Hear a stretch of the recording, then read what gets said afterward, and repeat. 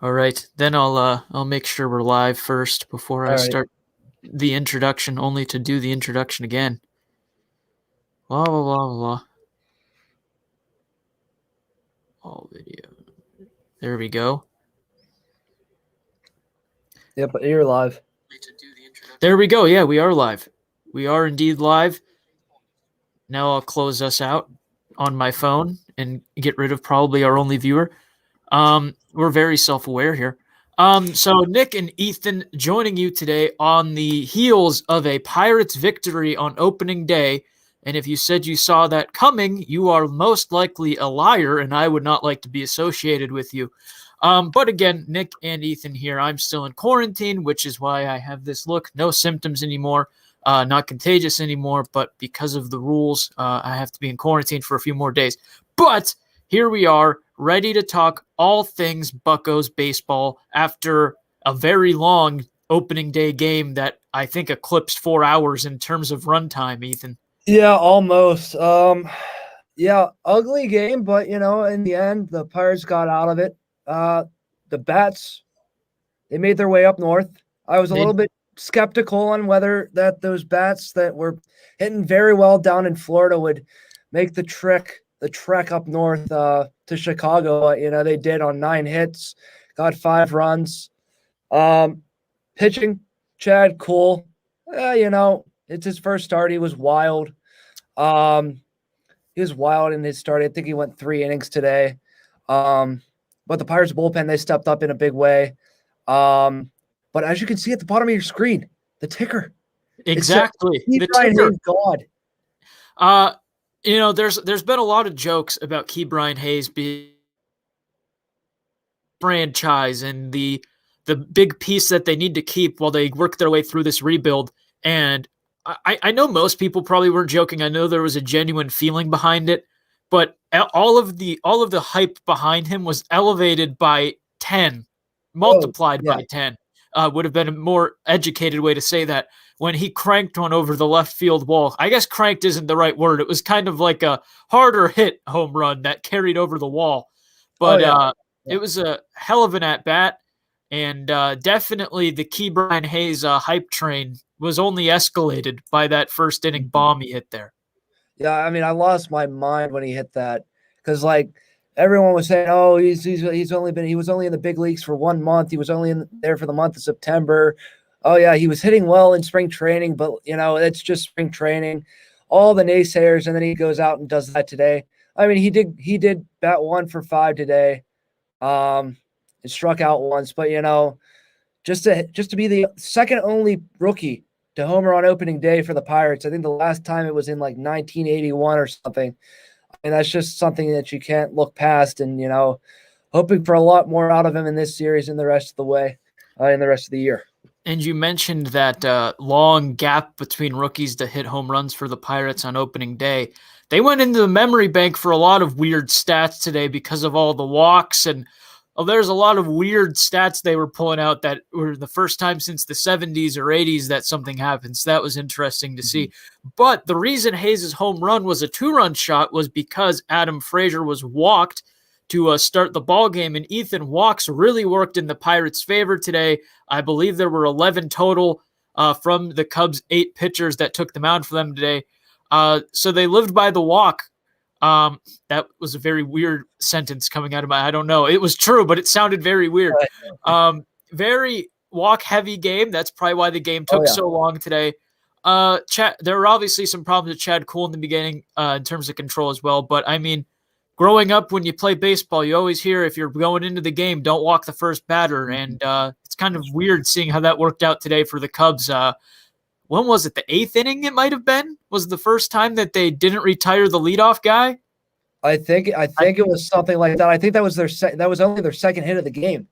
So they had their second hit of the game in the 9th inning when Sogard got the double. Right. And I believe somewhere in the last third of the game was the first time they got the first Pittsburgh batter out the whole afternoon. So walks were pivotal, to say the least. So we'll kind of go into the game here inning by inning, because we might be here for a while, because there were some very long, drawn-out innings. Right. So bear with us. So in that first inning, Adam Frazier walks. Ke'Bryan Hayes hits a dinger, 2-0 Pirates. Chad Kuhl comes in the game and immediately throws a 4-pitch walk. He had some location problems all day, though his day was short. Definitely wasn't hitting his spots too well, Ethan. No, I mean, not at all. I mean, yes, like I said, it's his first start of the year. Can't really dive too much into it. He missed some time in spring training because he had his kid and everything. So, I mean, it's not something you should be too concerned about if you're a Pirates fan. I mean, look at the other side and look what happened with the Cubs pitching. I mean, that was just atrocious. Oh, bless you, Nick. Thank you. Thank you. I muted myself just in time, I think, because I'm a professional. Yeah. But I mean, don't look too far into it. The bullpen picked him up well. But yeah, I mean, Kuhl was able to get out of the inning with not a lot of heart. I think he only had 1 earned in his 3 innings of work. So I mean, just look for him to get better game by game. So I wouldn't really look too much into it. And you mentioned that 1 earned run. So in that first inning, gives up a walk. Then there's a fielder's choice. Rizzo doubles then after another walk. That was a Contreras walk. And then Jock Peterson, who I forgot was on the Cubs until I saw him in the pregame because there were so many MLB moves. And to be honest, no offense to Jock Peterson, because I really want him to be good. But I don't think he ever became the real star player that people thought he would be. So he kind of went under the radar with that move. And he hits a sac fly. So the lead was cut 2-1.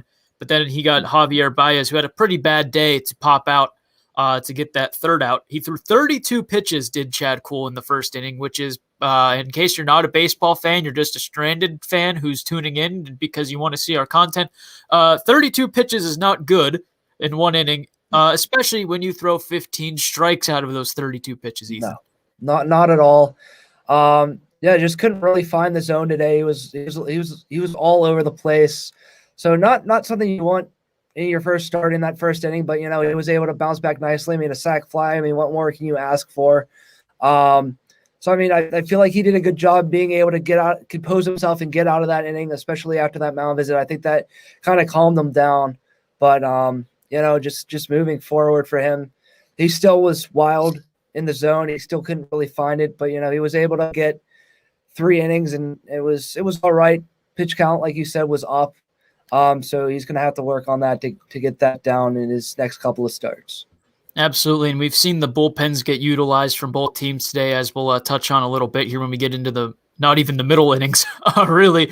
But I don't think that was completely unexpected. But then we'll get back into the game by the inning by inning action. Thank you. Ethan does look great. Nate Brysinger, our good pal, host of Skating on Thin Ice, the podcast, which I think we shout out every single time Nate pops in here. You're going to want to check that out. Follow our Twitter at @stranded_sports. You'll see a retweet there for Skating on Thin Ice. So Polanco gets walked to start off the second inning for the Pirates. Stallings gets a single then, gets him into scoring position. We get a strikeout. Kuhl hits a grounder, and I think Rizzo was like on the middle of the bag, and so Kuhl takes a tumble, almost takes out the umpire, and then Bob Walk and Greg Brown, the Pirates announcers, spend the next entire at bat basically talking about how they're chatting at first base about how Kuhl was probably telling him, why were you on the middle of the bag? Classic banter between those two. And then Frazier hits a really nice ball into left field that gets Polanco in, so the Pirates go up 3-1. Kuhl gets a quick out in the bottom half of the inning, walks a guy on 4 pitches again before getting out of the inning again as well. Nothing happens in the top of the third. And then the Pirates play a bit like the Pirates in the bottom of the third inning to give Chicago its first run of the season. Second run of the season, excuse me. Frazier, who had a pretty good glove in spring training, just kind of pulled up a bit before the bounce.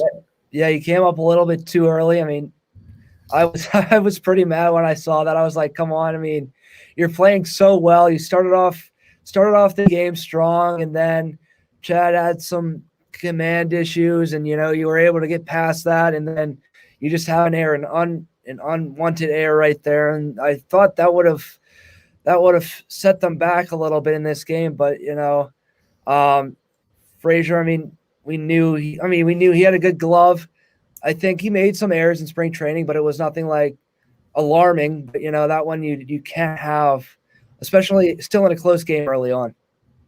Yeah, and so then after that error, Contreras gets to third after a wild pitch that Stallings kind of picked up. Didn't look like he noticed that the runner was wheeling down to second base, and so he fires one out of the reach of Newman. Ball goes into the outfield, and then the throw is off the bag. Brian Hayes had to go over to the right of the base to field the ball, or else he probably would have been out because the throw looked like it was going to beat him in there. So that's how a runner gets to third. And then a sacrifice fly from Anthony Rizzo makes it 3-2, Ethan. So the Pirates, which I think will probably complain about this as the season goes on, we're going to try to do these as much as we can. Obviously, I think to expect us to do this 162 times is just not realistic, unfortunately.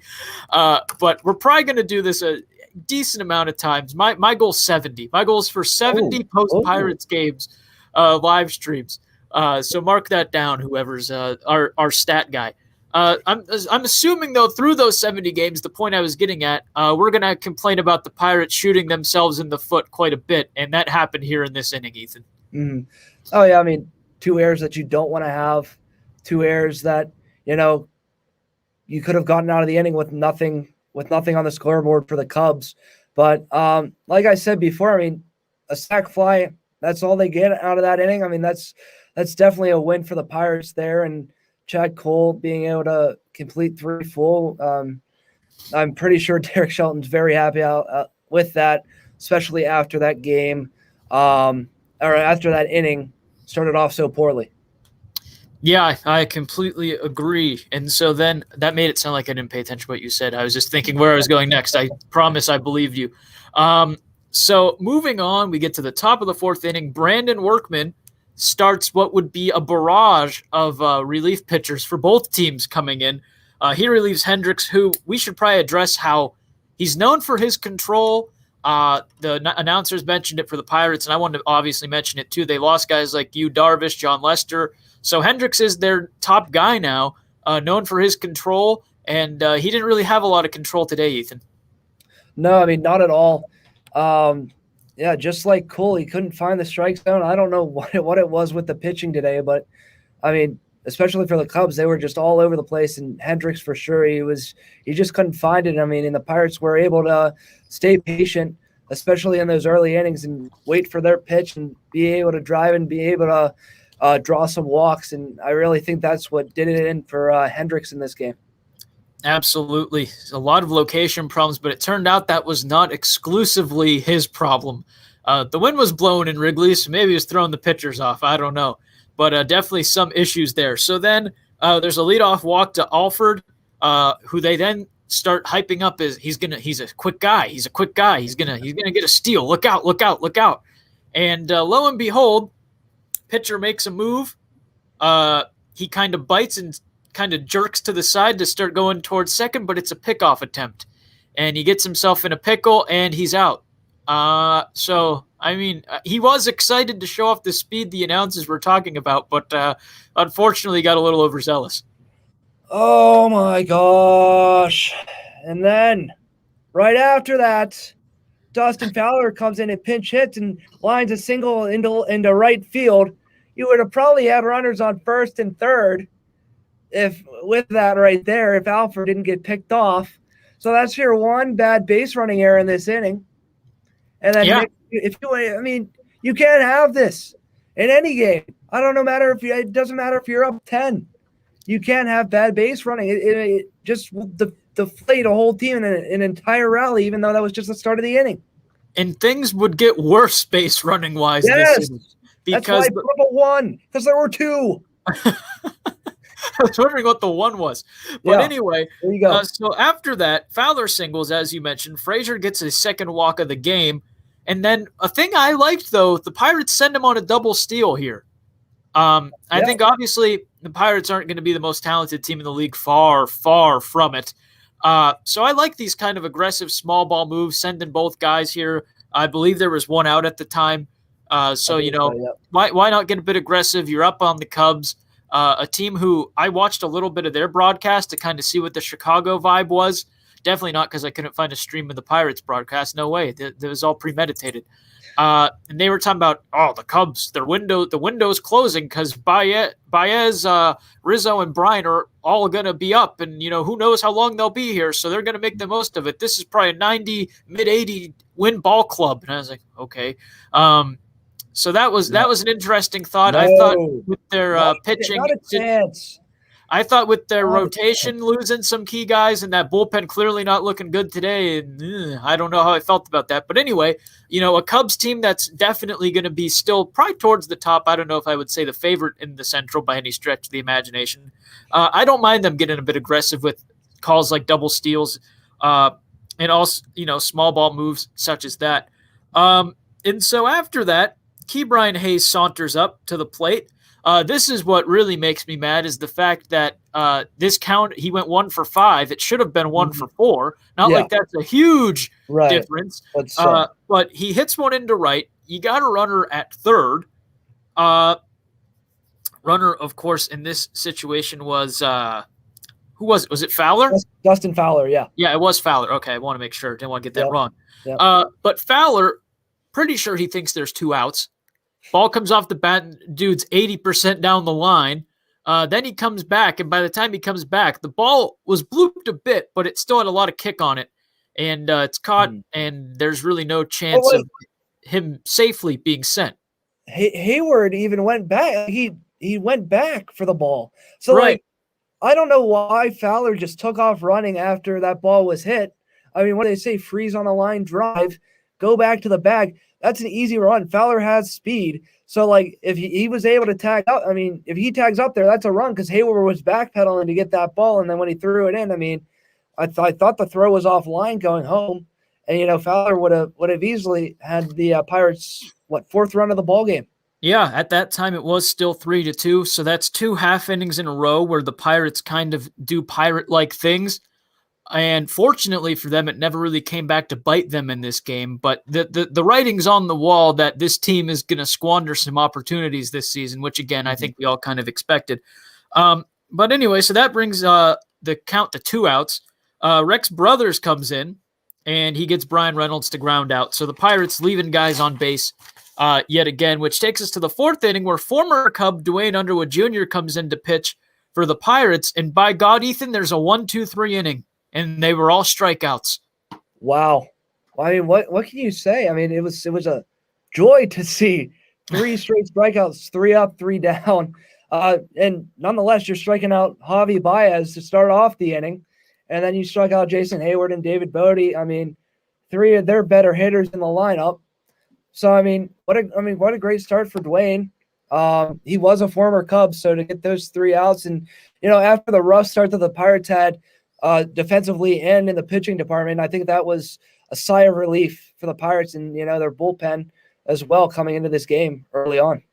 And I poorly misjudged a trip to the fridge in the top of the 5th inning. I saw the Moran walk. I saw Newman clip a little single in there to get runners on to start the inning. And then I say, I'm going to go grab a quick snack from the fridge. And I come back and see the score's 4-2 Pittsburgh, and I find out it's the result of a Jacob Stallings double. Yeah, that was a nice hit. I mean, it was a line drive right over Jock Peterson's head. He stroked the ball well today. I mean, I think he ended the day with 2 hits. That was his best one, just being able to get the bat out there and turn on it and put it right over Jock's head and get their 4th run of the ball game. I mean, that made me breathe a little easier after what happened earlier in the game. And, just to be able to tag on another run was nothing but positive from there. Absolutely. And then, believe it or not, this is all going to sound like it was made up, but I got a phone call right after this happened. No way. So I was kind of paying attention to the Pirates game. I know there were 2 guys hit by pitches, bases were loaded, and then nothing happened. Yeah. Yeah, I don't really know what happened there. I mean, it seemed like they had something going for them. Phillip Evans got hit, and then Adam Frazier just grounded out to end the inning, right to Anthony Rizzo. Like I said, you need to be able to cash in on these opportunities because they do not come around a lot. in a game. So like to have the bases loaded, you need to cash in there, and they were not able to. Thankfully, that didn't affect them moving forward. Right. And so then Clay Holmes comes in the bottom of the inning for the Pirates, and another 1-2-3 inning. Yeah, I mean, like I said, the bullpen, they were on point after Chad Cole came out.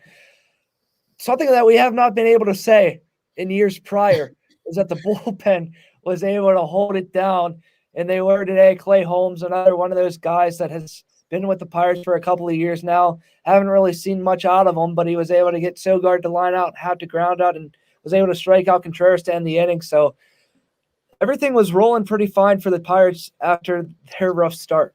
Right. And, dare I say the Shark Tank is back. I still have a Shark Tank t-shirt let's calm down. From the Wilson, Melanson, Grilly days. This was just one game. I know. You got to overreact. It's the first game of the season. I know. I'm kidding. So Hayes gets a walk, Moran walks, and then Polanco was the final out. They didn't do anything with that. I wrote those notes down weird, but I kind of remember that inning. So it's still 4-2 Pittsburgh. Polanco had a pretty rough day. There was a time, I believe, he struck out on a really bad pitch. I think he chased with runners on. I believe that was before this particular at bat. I think you were right. He struck out with runners on, was clearly pissed, and then every single time he stepped in the batter's box after the game, after that appearance, every other plate appearance, the announcer go, "Polanco's angry. He's really angry that he struck out, and he's going to make up for it now." And he would strike out again, or I don't remember all of his at bats because I didn't really expect much, and that's no disrespect to Polanco. No. I just know now. I just know now not to get excited. And so I thought that was a really weird. And again, I love Greg Brown and Bob Walk. They're tremendously talented. I'm not at all, trying to. I don't know what word I was going on after there. Not at all trying to, crap on their performance and what they were doing and saying, but I thought that was a very weird storyline they were trying to build. The Gregory Polanco redemption story after striking out. So Sam Howard then comes in the bottom of the sixth, and he strikes out the side. Yeah, Sam Howard, another one of those pitchers, came up with the Pirates last year. Actually faced Chicago in his first game. Came out on the losing end of that, but he was one of their more reliable pitchers in the month of August and September. Just to see him come out and put in the work that he did, I think it was only one inning, but he was able to strike out 3, 4, and 5. I think it was 3, 4, and 5 for the Cubs, if I'm not mistaken. Just tremendous work by him going into this game, and shutting the door in the bottom of the sixth. Mm-hmm. And then going off of that momentum from their defensive, well, not really even defensive, from Sam Howard just K-ing everybody. Pirates come in. Alford gets a walk again. I believe he had 2 walks. Yeah, I think 2 walks. Part of me wants to say 3, but I think it was 2. I think it was 2. And Adam Frazier, he brought up that hot bat from Florida. He rips a beautiful double into right field, 5-2 Pittsburgh. So that takes us to the stretch where Bednar comes in, and oh my God, can you say electricity? Oh my gosh. I mean, what did he hit? 97 on the gun. Just another solid outing for him. Especially after spring training, he's pitched so well. I was like, maybe we'll see him in a setup role. No, he came in the 7th inning as a little middle reliever action right there. The Mars PA native was able to strike out the first 2 batters he faced, including Javi Baez, who had a rough day at the plate, but was able to get a fly out from Matt Duffy to end the inning on that one. More great pitching from this bullpen. Completely agree. So again, as you mentioned, 2 Ks there, and then a nice little blooper to Polanco to end the inning. And I forgot how fun it was to watch Polanco field even the most routine fly ball, because it always looks like he's going to fall on his butt, how he did a couple of years ago when he did, and it cost us a game. So the 8th inning comes around. Reynolds walks, Newman singles, Stalling walks, and then nothing comes to fruition. More base runners being left on by the Pirates. 8th inning comes, and the Cubbies get their second hit of the game, which shows that, considering it's a 5-2 game, at this point, the Pirates were just doing it all themselves. It was all self-inflicted Yep. damage. 5-2, and the Cubs only have one hit. Right. So that made it 2 hits, and then eventually Contreras would hit a sacrifice fly to make it 5-3, which would end up being the final score, but not after a very nerve-wracking bottom of the ninth frame with Rodriguez in there. Before we go to the bottom of the ninth, can we talk about how Polanco fielded that ball? Because it seemed like it took him like 10 years to get to that ball, because Sogard was chugging around first. I was like, oh, he might go for 3, and Polanco still didn't even have the ball in his glove, and then he finally was able to get to it, and Sogard stayed at second. But I just feel like Polanco fielding the ball is just the funniest thing to watch. It's a very holding your breath or just saying, run, get to the ball, pick it up and throw it. I like how rude would it be to say that watching Polanco do anything is like a top 3 reason to watch the Pirates? But I agree with that, because when I watched it live, they're like, it's going to be a double for Sogard, and I'm like, you haven't even shown Polanco pick up this ball yet. Like, how are you so confident he's confident second? So I thought that was interesting. And then how did the Cubs get a runner in the ninth? I can't even remember. On a walk, a Jock Peterson walk. It was a walk, and then he spiked one a minute later. And they were like, whoa. Like a fastball, and that allowed Peterson to advance to second. Then he threw the same pitch to Baez twice. Yep. The first time it was called a strike, Cubs fans were pissed.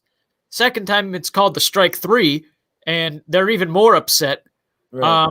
I think it clipped the edge. As a Pirate fan. I think Rich Rod got the corner on that one.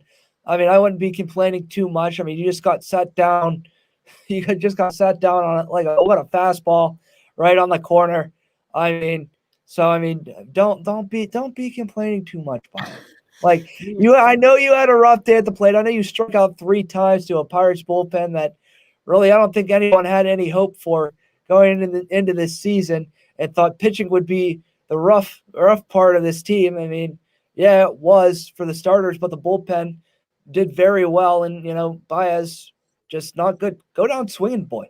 Just go down swinging. That's all.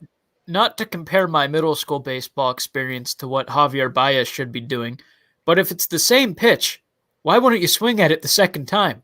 I know. Because it's not like it would have been inside on him. It was a little outside, could have poked it, and it's not like it was outside. It was on the outer edge of the strike zone. So and you said hittable. You said that first one was called a strike 2, and that was the same exact pitch, right? Yeah, pretty much. So, I think it was like the same spot. You're supposed to learn. You're supposed to learn from that. Not to crap on Javi Baez, but right. But still. And then I see him. Crying to the umpire, throwing his hands up, and I was like, "Calm down. Yeah, you hold on strike." If the roles were reversed, we'd be pissed. I'm not going to lie to you. I know. Yeah. All right, let's. Oh no, the Pirates cost Jake money. What? Well, Jake Wetzel, our one writer's in the chat, said Pirates cost him money. Oh, that's unfortunate because why would you bet on the Cubs? I personally feel like it's my fault. Jake writes for us, and Jake is one of my best friend's neighbors. And me and Jake are, we're cool and we hang out, but I haven't seen him in a while. And knowing that my team cost him money, I feel like I am somewhat responsible. And the fact that I never know when I'll be able to personally apologize is also going to wear at me for a little bit. But anyway, I bet on the Pirates. I'll say that. I did it. I did it. Midway through the game, I was really upset I didn't bet on anything today. I did it.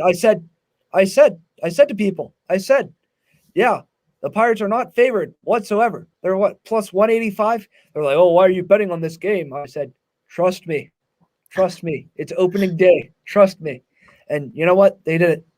Speaking of the Cubs fans getting a little vocal during that Baez at bat, did you notice in like the 7th inning when they completely turned on their bullpen and were just booing relentlessly every time they threw a ball, and then mockingly clapping when they threw strikes? Oh my gosh! I mean, yeah. I mean, like I said, don't look too much into this. It's opening day. But still, Cubs fans are Cubs fans. Not to hit the point that every announcer today probably made at some point, but it was great to see fans back in the stands today. Oh, yeah. I also enjoy how spaced out it is because you can 100% hear hecklers. Oh yeah, which is why I'm so excited to finally go to games. Exactly. And Yeah. speaking of going to games, Connor Lawrence, Jack O'Brien, who you haven't heard from on any of our stuff in a very long period of time, but I promise he's still alive. Ethan and myself will be attending the Pirates-Cubs game on April the 11th, which is a week from Sunday. So not sure what I don't think we should use the word coverage. Not sure what kind of content that will bring up, but it's definitely going to result in something being made. If not a really sappy social post. I'm so proud of these guys for all the work we've done. Rewarded ourselves with a Pirates game. So we'll be there. Be sure to keep an eye out for that. But Ethan, we're at the half-hour mark. Think it's a good spot to stop. We covered the whole game. But before we leave, it's opening day. The Pirates won. Everyone still thinks they're going to be a bottom-tier team, which they will be. Bottom 3 team in the league or so. But they did win, which means right now we do have the right to be cocky and start making outrageous comments. So what is your one overreaction from today's game? They're going to win 70 games. 70. It's weird. Maybe 70. Is that not outrageous enough? No, it's just funny that, like, to a Pirates fan, that's like, oh, that's really pushing it. But to any other team, is that outrageous enough? I think they were like projected 65. Yeah, and nothing more than that. I think that's the over/under for them is 65 wins. Yeah, 65 and a half, I think. I'll say 70, and I'll add something else onto this. Ke'Bryan Hayes wins Rookie of the Year. I've been on the Ke'Bryan Hayes Rookie of the Year trend all season long. So I don't know what my prediction would be. I'm not a big record prediction guy for the MLB because there's so many games.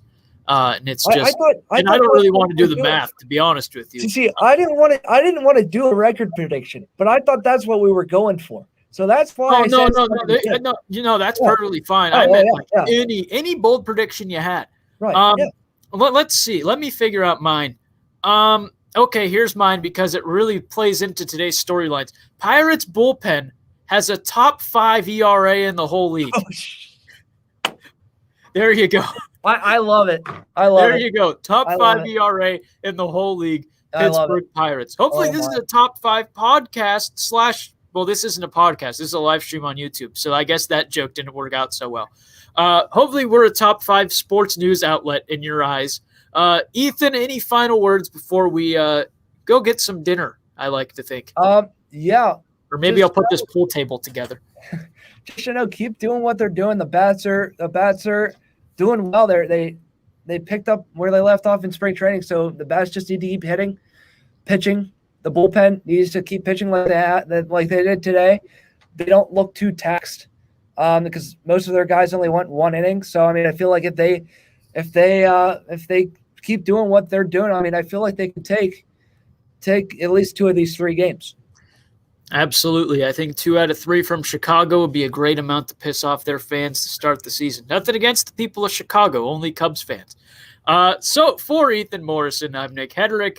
Thank you for tuning in. Like I said, although we try to cover a little bit of everything here, we are Pittsburgh fans at heart, so there will be some more exclusive Pittsburgh sports coverage going forward.